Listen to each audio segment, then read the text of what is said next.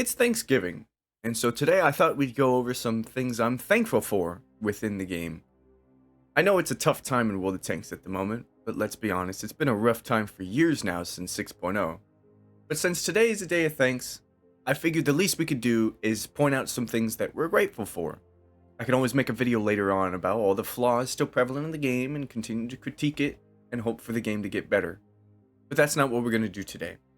It might be some tonal whiplash for some of you, as fairly recently things have gotten a bit absurd, but stick with me, as I've had this video planned well before those events have transpired, so I still want to make this video. So, what am I thankful for from wargaming in the community? Well, let's start off with some balance issues that we've had. I'm thankful for the fact that we've actually started to nerf some vehicles. Sure, they've not been premium tanks and they've only been tech tree tanks, but a few of them have been nerfs that have been needed for quite a while, like the VZ55 and the Type 5 Heavy, some underslept on powerful vehicles. And while some of the nerfs we may not agree with, like the Manicore and the Minotauro, seeing nerfs happen was still something that I was happy to see. It meant that we still had the capability to see the power in vehicles and wanted to bring them down a bit. I can only hope that this sentiment is then brought on to premium vehicles, and again with the latest events that have transpired, with the Vigilante, it does sound like we are going to get some changes to that vehicle. Will they be enough? Well, we'll just have to wait and see, but I'm still thankful for the fact that we have a precedent now after 6.0 for some nerfed vehicles. On the topic of changes as well, I'm very thankful for the fact that Cold War has received many updates and many changes this year alone that have been substantial. They've been some inviting changes, especially the first few, like the progression and silver economy changes. Things being cheaper and easier to get through in the bottom eras and mid eras until you get to the top era. And that's been very needed. It changed the identity of Cold War from being the end game after you've done World War II's grind from tier 3 to tier 10, to then skipping to a free Era 1 vehicle at the bottom, but then immediately jumping to a quite expensive middle Era 1 vehicle right after that. It was some weird dynamics they had going on with the progression, but they fixed that and addressed that. I hope they still go further with it. Some module prices and elite statuses for vehicles still require a bit too much, but overall it was a good change and I'm happy to see it alongside all the other Cold War changes that they pushed out this year. The RAM changes, the missile minimum arming distance changes, changing a lot of heat rounds that people found useless in eras 2 and 3 into some HESH and HE rounds to be a little bit more viable, changing the way APFSDS rounds react in the game, and even an upcoming new change in the next season. I'll be honest though, these changes have been fantastic, but they're still not enough to get me to want to play the mode just yet. But if they continue down this path and continue to update and change Cold War in ways that I see are positive for the mode, who knows, maybe next year they'll do enough changes that might get me into the Cold War mode as a whole.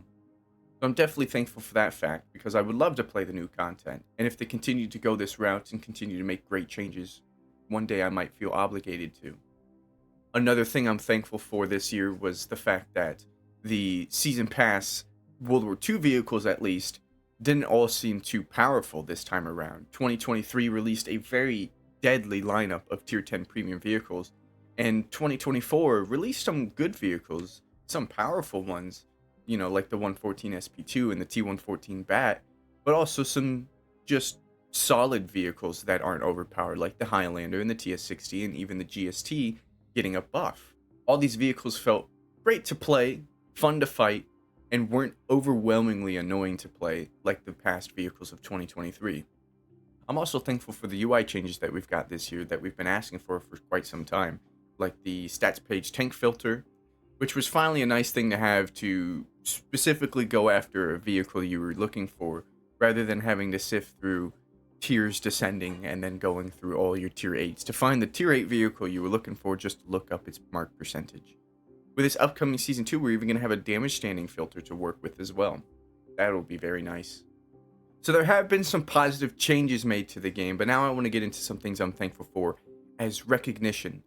I want to thank the map team that actually hit a cone on the community map again. Not only have I gotten a cone on the first community map, which was just fantastic to see, and I loved finding where they've moved it every time they released a new version of the community map to play in custom games. And I thought that would be the one and only time that that would happen, but this next community map that they've been making, they've also hit a cone on that one too, and I cannot be more grateful for how awesome it is to see a traffic cone in the game for me to go and find. I think it's genuinely one of the coolest things I've had done for me, and they didn't have to do it again, and so I'm very thankful for the fact that they did. It's a very cool thing that I just can't thank them enough for.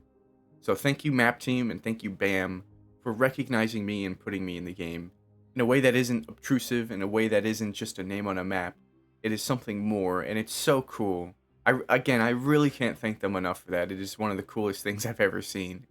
But not just the map and the community team. I gotta thank Nick as well, who was one of the spearheads for the customizable garage that we got in the game. And I was able to ask him for some traffic cones so I could put them in my garage. And he obliged. He got them for me. And so I have to thank him as well. Because now I get to fill up my garage with 175 cones around the vehicle and even in the shape of a cone. I just love it so much. And I seriously, it means the world to me. It is so cool. I can't thank you enough. I continue to say it, but I really do. If any of the Wargaming employees are watching that have had a hand in the cones, thank you. Thank you so much. Another thing I'm thankful for was my time as a community contributor. Even though it didn't last more than 2 years, and I can understand that I might have been a bit blunt, I really do appreciate my time there. It was something that I was working towards for the longest time. It was a nice goal to have, and when I achieved it, it felt great. It did feel like there was no going further, but even though I do hate the fact that I was removed, I do still have to acknowledge the fact that I was there in the first place. And so I got there, I achieved my goal, and I'm thankful for the time that I had in it. Especially taking into account that one of the main factors, one of the main reasons I got in the first place, was that one of my ideas that I had on Twitter actually got implemented into the game. And that was the no commander assigned silhouette.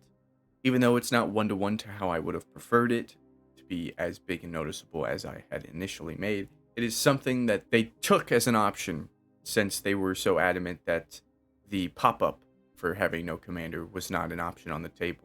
And so if we could come up with any other idea they could implement, they'd be happy to oblige. And they did. I came up with the silhouette since Pain God said we couldn't get the pop-up, and they put it in.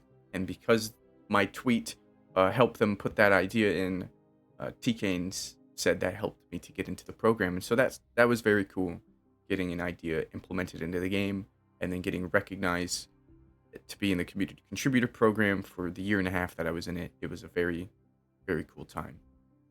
I'm sure I could think of many more things to be thankful for, but it would feel kind of like nitpicking because they'd be very, very small things. But now we're going to move on from wargaming, and I'm going to thank you, the community, everyone who watches these videos, everyone who has subscribed. We're close to 1,000 subscribers, by the way. If you feel like helping out before the end of the year, that would be fantastic. Thankful for all the members we have on YouTube now. Thankful for all the subscribers we have on Twitch. All the people who have supported me over there over the 4 or 5 years that I've been streaming. Thankful to my moderators for helping me in my chat. Thankful to my platoon mates who play with me. Thankful for everybody who watches and supports my channels in any way possible. It really means the world to me. Now, obviously, I couldn't get anywhere without you guys, so thank you very much. I've also got to be thankful for my friends that stick alongside me, despite having quit the game that we have become friends from. Thank you to Carnave, Tegan, and Chief, Fish, Jeremy, my best friend John. Thank you to all of you guys who have stuck around, even if you don't play World of Tanks console anymore, or very rarely you do. I know World of Tanks is in a rough spot right now. I really wanted to put this out regardless.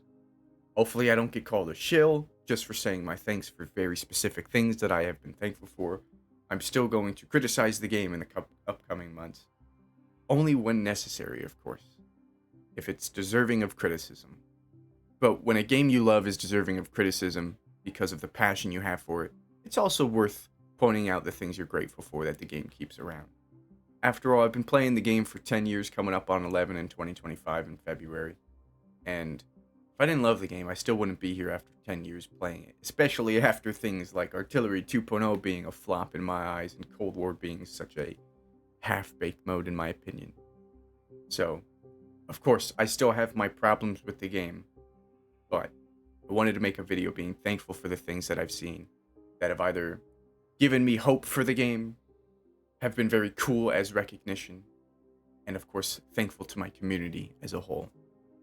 Again, this video was planned to be made well in advance to the release of the Vigilantes, so it does feel upsetting that I still have to clarify that I'm going to be critical of the game after making a positive video, but it is what it is on the internet. Nuance is a hard thing to come by, but if you are thankful for anything, leave them down below in the comments.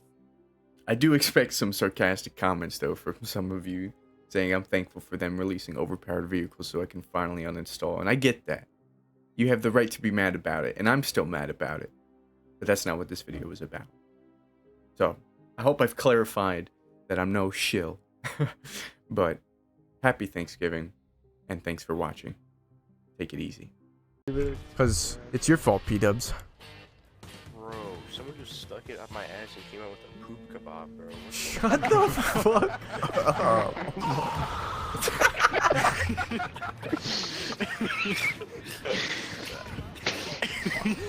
What the fuck is that?